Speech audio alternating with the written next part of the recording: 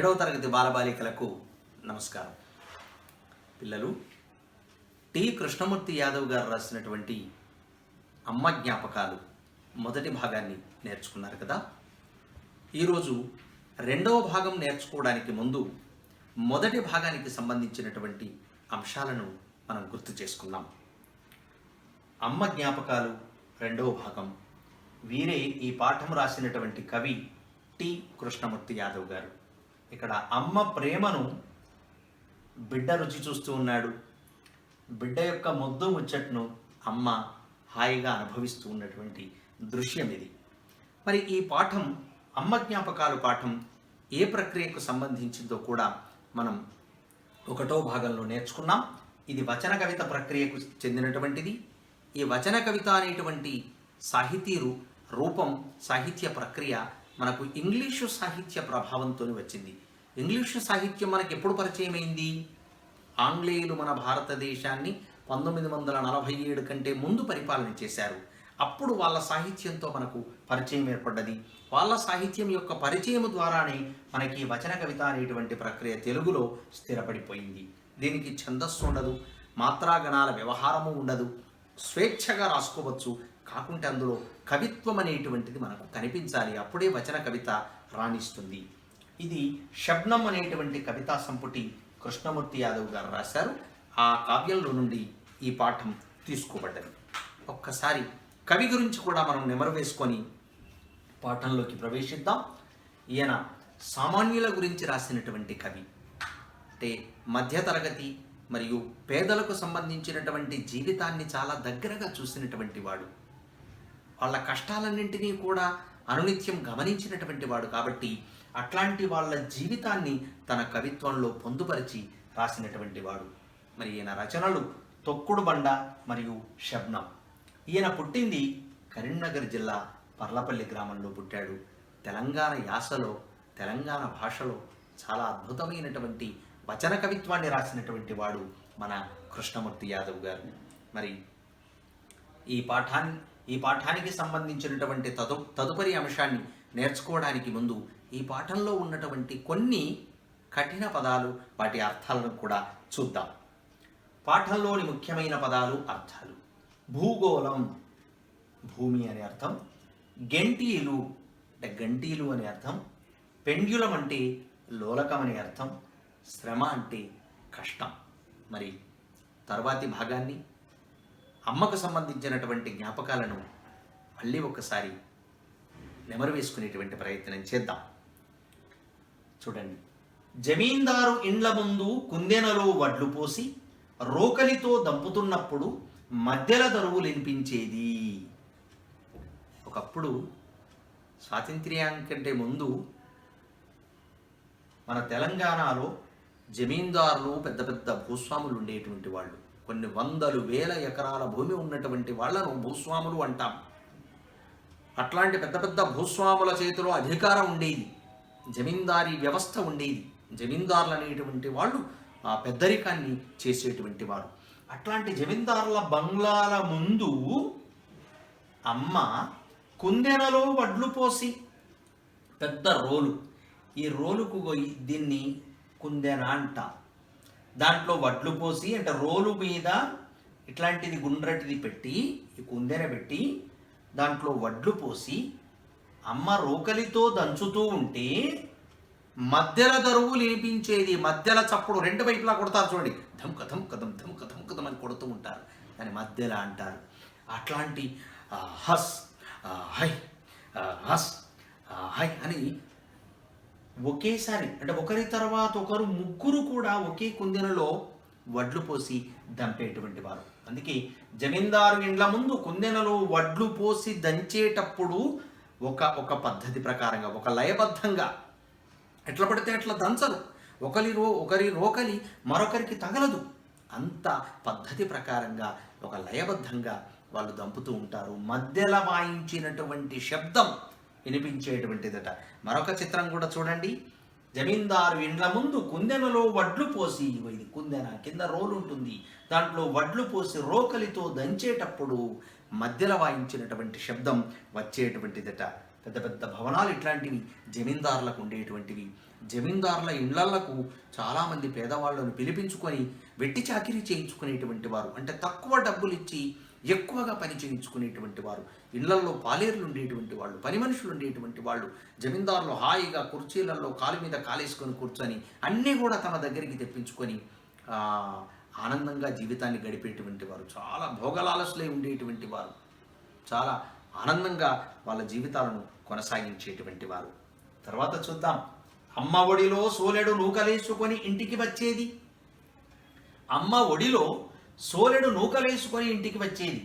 గోవుల పక్కన ల్యాగల్లా ఇంటి ముందు ఆడుకునే వాళ్ళం. అమ్మ ఒడిలో సోలెడు నూకలేసుకొని ఇంటికి వచ్చేది. ఆ రోజులలో కూలి పనికి గనక పోతే, ఇప్పుడు పల్లికాయలు తెంపడానికి గనక వెళ్తే సోలెడు పల్లికాయలు పెట్టేటువంటి వారు, పెసర్లు తెంపడానికి వెళ్తే పెసరకాయ పెట్టేటువంటి వారు. ఇట్లా ఏ కూలి పనికి పోతే దానికి సంబంధించినటువంటి ఆ దినుసునే సోలతో కొలిసి పెట్టేటువంటి వారు. అమ్మ ఒడిలో సోలెడు నూకలేసుకొని, అమ్మ ఒడిలో సోలెడు నూకలేసుకొని ఇంటికి వచ్చేది. అమ్మ పనికి పోయి ఓ సోలెడు నూకలు పట్టుకొని ఇంటికి వచ్చేటువంటిది. సోల అనేటువంటిది కొలిచేటువంటి పాత్ర. సోల అంటే 1 కిలోకు దగ్గరగా ఉంటుంది. మీ ఇళ్లలో సోలలు ఉంటాయి, ఇనుముతో తయారు చేసినటువంటి పెద్ద గొట్టం. గోవుల పక్కన లేగల్లా ఇంటి ముందు ఆడుకునేటువంటి వాళ్ళం. తల్లి ఆవు పక్కకు, తల్లి ఆవు చుట్టూ లేగదూడలు ఆడుకుంటూ ఉంటాయి. అమ్మ వచ్చింది అంటే పరిగెత్తుకొని వెళ్ళి అమ్మ చుట్టే ఆడుకునేటువంటి వాళ్ళం. నిజంగా చిన్నపిల్లలందరూ కూడా ఇట్లాగే చేస్తారు. అమ్మ బయటికి పోయింది అని అంటే ఎప్పుడు వస్తుందా అని వాకిట్లలో ఎదురు చూస్తూ ఉంటారు. అమ్మ వచ్చింది అంటే అమ్మకి ఎదురుగా పరిగెత్తి అమ్మ చుట్టే తిరుగుతూ ఉంటారు. అమ్మ ఒడిని చూస్తూ ఉంటారు. అట్లా ఒళ్ళో సోలెడు నూకలు తెస్తే ఆ పరిగెత్తుకొని వెళ్ళేటువంటి వారు పిల్లలు లేగదూడల్లాగా. అమ్మ ముక్కు పుల్ల వరాహావతారం ముట్టి మీద ఎత్తిన భూగోళంలా కనిపించేది. ఇంతకుముందే చెప్పుకున్నాం మొదటి భాగంలో. అమ్మ ముక్కు పుల్లను అక్కడ కవి ఆకాశానికి అద్దినటువంటి నెలవంకతో పోల్చాడు. ఇక్కడ కూడా చూడండి, అమ్మ ముక్కు పుల్ల వరాహావతారం. అమ్మ ముక్కుకు పెట్టుకున్నటువంటి ముక్కు పుల్ల వరాహావతారం ముట్టె మీద ఎత్తిన భూగోళంలా కనిపించేది. శ్రీ మహావిష్ణువు పాలసముద్రంలో ఉంటాడు. ఒకానొక సందర్భంలో హిరణ్యాక్షుడనేటువంటి రాక్షసుడు అంత దేవతలందరినీ కూడా ఆగమాగం చేస్తూ ఈ భూమండలంలో అశాంతిని సృష్టిస్తూ భూమిని మొత్తం కూడా చుట్టి ఈ సముద్రంలో బారిస్తాడు. అప్పుడు దేవతలందరూ కూడా మొత్తుకుంటూ ఉంటే, ఆ భూమి మొత్తం పాతాళ లోకానికి కుంగిపోతూ ఉంటే, శ్రీ మహావిష్ణువు వరాహావతారము, వరాహము అంటే పంది, వరాహావతారం ఎత్తి ఆ సముద్రంలో ఉన్నటువంటి మునిగిపోతున్నటువంటి భూమండలాన్ని, సమస్త భూమిని తన ముట్టితో, ఆ మూతికి పైన ఉన్నటువంటి ఆ భాగంతో పైకి లేపుతాడు. అమ్మ ముక్కుకు పెట్టుకున్నటువంటి ఈ ముక్కు పుల్లట, ఆయన పోలిక చూడండి, కవిగారి ఊహాశక్తి చూడండి. అమ్మ ముక్కుకు పెట్టుకున్నటువంటి ముక్కు పుల్ల వరాహావతారంలో సముద్రంలో కుంగిపోతున్నటువంటి సమస్త విశ్వాన్ని, సమస్త భూమండలాన్ని తన ముట్టెతో ఎత్తినట్టుగా కనిపిస్తుందట చాలా అందంగా. అది పోలిక. చెవుల గెంటీలు గడియారంలోని పెండ్యూలంలా ఊగేవి. అమ్మ చెవులకు పొడవైనటువంటి గెంటీలు పెట్టుకునేది. గెంటీలు అంటే గంటీలు, పొడవైనటువంటి గంటీలు. ఒకప్పుడు మీరు అమ్మమ్మలను, నాయనమ్మలను అడిగి చూడండి, గంటీలు అంటే ఏమిటి అంటే వాళ్ళు బాగా చెబుతారు. ఇట్లా చెవులకు ఇప్పుడేమో చాలా ప్యాషన్గా చిన్న చిన్నవి పెట్టుకుంటున్నారు. ఊగేటువంటివి కూడా చిన్న చిన్నగా ఉంటాయి, కానీ అప్పుడు ఇట్లా పెద్దగా పెట్టుకునేటువంటి వారు. ఈ గంటీలను కూడా కవి పోల్చి చెబుతూ ఉన్నాడు. గంటీలు ఎట్లా కనిపించేటువంటి వాట, గడియారంలోని పెండ్యూలంలా ఊగేవి. గడియారంలో ఇది tick tick tick tick tick tick, ప్రతి సెకండ్కి ఒకసారి ఇటు వస్తుంది, అటు ఊగుతూ ఉంటుంది. దీన్ని పెండ్యూలం అని అంటారు. పాత గడియారంలో మనకి ఇది కనిపిస్తుంది. గడియారంలోని పెండ్యూలం ఎట్లాగైతే ఆగకుండా ఊగుతూ ఉంటుందో, అమ్మ చెవులకు పెట్టుకున్నటువంటి గంటీలు కూడా ఆవిడ నడిచినా, తలగదిలించినా ఎప్పుడు కదులుతూ ఉంటాయి. అట్లా పెండ్యూలంలా ఊగుతూ ఉండేవి.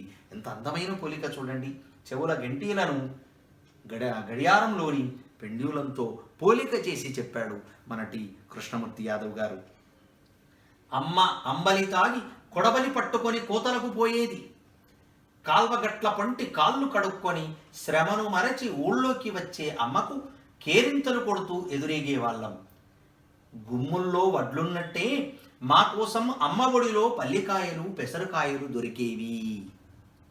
అమ్మ అంబలి తాగి కొడబలి పట్టుకొని కోతలకు పోయేది. పొద్దున్నే లేచి అమ్మ వంట చేసేది కాదు కాబట్టి వంట పూర్తి కాకముందే అంబలి కాసి ఆ అంబలినింత గిలాసులో కానీ చెంబులో కానీ పోసుకొని మంచిగా తాగేసి కొడవలి పట్టుకొని, ఇక చేతిలో ఉన్నటువంటి కొడవలి చూడండి, ఈ కొడవలి పట్టుకొని కోత పనికి పోయేది. వరలు కోతలు కోస్తూ ఉంటారు, అట్లా కోతలకు పోయేది. కాల్వ గట్ల పంటి కాళ్ళు కడుక్కొని వరి కోతకు పోతే కాళ్ళకంతా కూడా బురద అంటుకుంటుంది.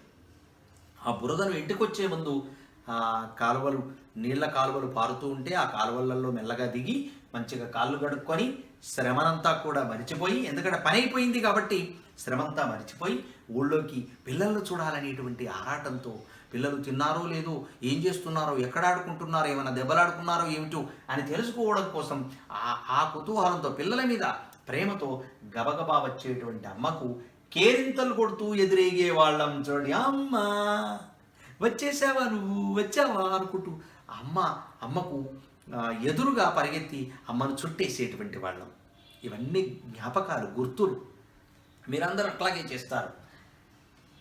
అమ్మ అంబలి తాగి కొడవలి పట్టుకొని వర్ల కోతలకు పోయి పనంతా అయిపోయిన తర్వాత ఆ కష్టమంతా కూడా మరిచిపోయి కాల్వగట్ల పొంటి కాళ్ళు గడుక్కొని ఇంటికి వచ్చేటువంటి అమ్మకు ఎదురుగా కేరింతలు అల్లరి పెడుతూ అమ్మ అంటూ పిలుస్తూ అమ్మ దగ్గరికి అమ్మకు ఎదురుగా పోయేటువంటి వాళ్ళం. గుమ్ముళ్ళల్లో వడ్లున్నట్టే వ్యవసాయదారులు వరి కోతలు కోసిన తర్వాత వడ్లన్నీ ఆరబెట్టి ఇంటికి పట్టుకొచ్చి, మామూలుగా మనము నారతో తయారు చేసినటువంటి పెద్ద గుమ్ములు ఉంటాయి. గుమ్ములు అంటే ఆ ధాన్యం నింపడం కోసమే ప్రత్యేకంగా అల్లుతారు. చాలా పెద్దగా ఉంటుంది, ఒక చిన్న రూమ్ అంతా ఉంటుంది ఆ గుమ్మిలో చుట్టూ కూడా నారలతో అల్లిన తర్వాత అల్లి తయారు చేసినాక, మీకు గంప తెలుసు కదా, అది అట్లాంటి గంప ఆకారంలోనే పెద్దగా ఉంటుంది గుమ్మి. అది ఒక రూమ్లో పెట్టేస్తారు. దాని చుట్టూ కూడా పేడతో అలుకుతారు, ఎందుకంటే బయటికి ధాన్యం రాకుండా లోపల కూడా అలుకుతారు. తర్వాత అది మంచిగా ఎండిన తర్వాత లోపల పెట్టేసి ఆ ధాన్యాన్ని నింపుతూ ఉంటారు. దాన్ని గుమ్మి అంటారు. గుమ్ముళ్ళల్లో వడ్లున్నట్లే అవి ఏం పురుగు పట్టకుండా పాడు కాకుండా ఉంటాయి జాగ్రత్తగా. గుమ్మి లోపల ఇంట్లో రూమ్లో ఉన్నటువంటి గుమ్మిలో వడ్లు జాగ్రత్తగా ఉన్నట్టే అమ్మ ఒడిలో కూడా పల్లికాయలు కానీ పెసరకాయలు కానీ దొరికేదట. చూడండి, అమ్మ ఒడిని దేంతో పోలిక చేసి చెప్పాడు కవి? గుమ్మితో పోలిక చేసి చెప్పాడు. గుమ్మిలో రైతు దాచినటువంటి ధాన్యం ఎంత జాగ్రత్తగా ఉంటుందో నిశ్చింత. ఇక రైతుకు గుమ్మిలో ధాన్యం ఉన్నది అంటే నిశ్చింతగా ఉంటాడు. అట్లాగే అమ్మ ఒడిలో కూడా పల్లికాయలు కానీ పెసరకాయలు కానీ సమృద్ధిగా ఉండేటువంటివట. అమ్మకు కాళ్ళ కడియాలు వేసుకోవడం, కంచు మట్టెలు తొడుక్కోవడం అంటే చాలా ఇష్టం. కాళ్ళకు కడియాలంటే తెలుసు కదా పిల్లలు. ఈ రోజులలో అమ్మలు కడియాలు పెట్టుకోవట్లేదు, కానీ అమ్మకు కాళ్ళ కడియాలు వేసుకోవడం చాలా ఇష్టం. ఇగో ఇవి కడియాలంటే, ఇగో వీటిని మా అమ్మ తీసినటువంటి కడియాలు ఇవి. ఈ కడియాలను ఇట్లా కాళ్ళకు పెట్టుకొని దగ్గరికి నొక్కుతారు. ఇవి వెండితో తయారు చేస్తారు కాళ్ళ కడియాలు. ఇట్లాంటి కాళ్ళ కడియాలు వేసుకోవడం అంటే అమ్మకు చాలా ఇష్టం. ఇక్కడ అమ్మ కూడా కాళ్ళకు కడియాలు వేసుకున్నది చూడండి. అలాగే మట్టెలు ఇవి చాలా బరువుగా ఉంటాయి కడియాలు. ఈ రోజులలో అమ్మలు ఇవి చాలా తేలికైన బరువు ఉండేటువంటి, అల్కగా ఉండేటువంటి పట్టీలు పెట్టుకుంటున్నారు. వీటికంటే ముందు తరం వాళ్ళందరూ కూడా కాళ్ళ కడియాలు వేసుకున్నారు. ఈ కడియాలతో పాటు కంచు మట్టెలు తొడుక్కోవడం అంటే చాలా ఇష్టం. కంచుతో తయారు చేసినటువంటి మట్టెలు కూడా బరువుగా దొడ్డుగా ఉంటాయి. ఇవి వేళ్లకు తొడుక్కుంటారు. అవంటే చాలా ఇష్టం అట అమ్మకు. అమ్మ ఎప్పుడూ పట్టు చీరలు కట్టుకోను లేదు, పరుపుల్లో నిద్రపోను లేదు. అమ్మ చాలా పేదరికానికి సంబంధించినటువంటి అమ్మ, పేదరికాన్ని బాగా చవి చూసినటువంటి అమ్మ, పేదరికాన్ని అనుభవించినటువంటి అమ్మ. అందుకే అమ్మకు పట్టు చీరలు తెలియవు. తనకున్నటువంటి మామూలు చీరలనే కట్టుకునేది. ఎప్పుడూ పట్టు చీరలు కట్టుకోలేదు, ఖరీదైనటువంటి పట్టు చీరలు. పరుపుల్లో కూడా నిద్రపోలేదు. ఇట్లాంటి పరుపులలో నిద్రించడం కూడా అమ్మకు తెలియదు. నులక మంచం మీద నిద్ర, చేనేత చీరలతోనే కాలం గడిపేది. ఇట్లాంటి నులక మంచం మీ అందరికీ తెలుసు పిల్లలు. నులకతో తయారు చేసినటువంటి, నారతో తయారు చేసినటువంటిది నులక. ఈ నులకను ఈ మంచానికి అల్లుతారు. అది కూడా ఒక కళ. ఈ నులక మంచంలో నిద్రపోవడం, నులక మంచం మీద నిద్రించడం, తర్వాత ఇట్లాంటి చేనేత చీరలను కట్టుకోవడం అనేది అమ్మకు తెలిసినటువంటి విద్య. అంతేగాని పట్టు చీరలు కానీ పరుపులు కానీ అమ్మకు తెలియవు. సెలవుల మీద ఊళ్ళోకి వచ్చినప్పుడు తేనెటీగల్లా అమ్మ జ్ఞాపకాలు నా చుట్టూ ముసురుతాయి. ఏదో చదువుకొని పట్టణాలకు పోయినటువంటి వారు, ఉద్యోగం రీత్యా పట్టణాల్లో స్థిరపడినటువంటి వాళ్ళు అప్పుడప్పుడు సెలవులు వస్తే పిల్లల్ని తీసుకొని అమ్మ దగ్గరికి వెళ్ళిపోతే తేనెటీగల్లా అమ్మ జ్ఞాపకాలు. తేనెటీగలు ఏం చేస్తాయి? ఒక్కొక్క పువ్వు దగ్గర సంపాదించినటువంటి తేనెనంతా కూడా పట్టుకొచ్చి తెట్టె లోపల దాస్తూ ఉంటాయి. తేనె తెట్టెలు దాస్తూ ఉంటాయి. ఎట్లాగైతే తేనెటీగలు గుంపులు గుంపులుగా ఆ తేనె తెట్టె మీద మనకు కనిపిస్తాయో, తేనెటీగల మాదిరిగా అమ్మ జ్ఞాపకాలు సెలవులకు ఊళ్ళోకి వచ్చినప్పుడు నా చుట్టూ ముసురుతాయి. అన్ని గుంపులు గుంపులుగా గుర్తుకొస్తూ ఉంటాయి. అరుగును చూడగానే నేను ఈ అరుగు మీద కూర్చున్నా, ఈ వాకిలి చూడగానే అమ్మ వాకిట్లో ముగ్గులేసేటువంటిది, ఈ పక్కన కూరగాయలు పండించేటువంటి వాళ్ళం, సాయంత్రం అయింది అని అంటే బయట నులక మంచం వేసుకొని పైకి చూస్తూ చుక్కలను లెక్కబెట్టేటువంటి వాళ్ళం, మా ఇంటి ముందు ఉన్నటువంటి వేప చెట్టును ఎప్పటికీ ఎక్కేటువంటి వాళ్ళం. ఇట్లాంటి విషయాలన్నీ కూడా రకరకాల విషయాలు, చిన్నప్పుడు బాల్యానికి సంబంధించినటువంటి విషయాలు. అమ్మ కుటుంబ సభ్యులకు జబ్బొస్తే ఎట్లా హైరాణ పడిపోయేటువంటిది, ఏ విధమైన సేవలు చేసేటువంటిది, బడికి ఎట్లా పంపించేటువంటిది, ఏమైనా గొడవలు పెట్టుకొని వస్తే ఎట్లాంటి తీర్పులు ఇచ్చేటువంటిది, ఏ విధంగా వాళ్ళను సమాధానపరిచి ఇంటికి పంపించేటువంటిది, ఈ విషయాలన్నీ కూడా ఏదైనా అమ్మ తయారు చేస్తే ఎట్లా అందరికీ పంచేటువంటిది, ఈ విషయాలన్నీ గుర్తుకొస్తూ ఉంటాయి. సెలవుల మీద ఊళ్ళోకి వస్తే తేనెటీగల్లా అమ్మకు సంబంధించినటువంటి జ్ఞాపకాలన్నీ కూడా నా చుట్టూ ముసురుతాయి, గుమికూడుతాయి అని టి కృష్ణమూర్తి యాదవ్ గారు అమ్మకు సంబంధించినటువంటి జ్ఞాపకాలన్నింటినీ కూడా తాను గుర్తు చేసుకుంటూ మనందరికీ కూడా గుర్తు చేశాడు. మీ అందరికీ కూడా ఇట్లాంటి జ్ఞాపకాలు ఉన్నాయి కదా పిల్లలు. అమ్మతో ముందు చెప్పుకున్నట్టుగా అమ్మకు మనం ప్రతిరోజు నమస్కరించాలి, అమ్మ చెప్పినట్టుగా వినాలి, అమ్మ జ్ఞాపకాలను భద్రంగా భద్రపరచుకోవాలి. అమ్మకెప్పుడు బాధ కలిగించొద్దు. అమ్మ చెప్పినట్టు వింటే అమ్మ ఆనందానికి అవధులుండవు. అమ్మ మీరు బాగా చదువుకోవాలని కోరుకుంటుంది.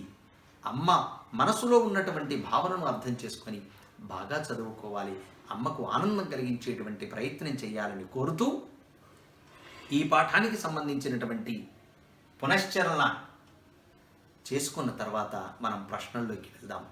అమ్మ జ్ఞాపకాలను పదిలంగా 10 కాలాల పాటు భద్రంగా దాచుకోండి.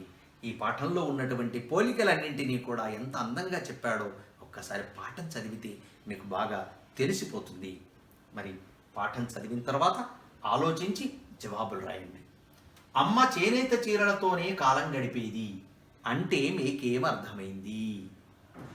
రెండవ ప్రశ్న, మీ అమ్మ ఇష్టాలను తెలుసుకొని సొంత మాటలలో రాయండి. మీ అమ్మగారి ఇష్టాలు ఏమిటో తెలుసుకోండి. ఆవిడకి ఏమంటే ఇష్టం తెలుసుకొని మీ మాటలలో అవి రాయండి.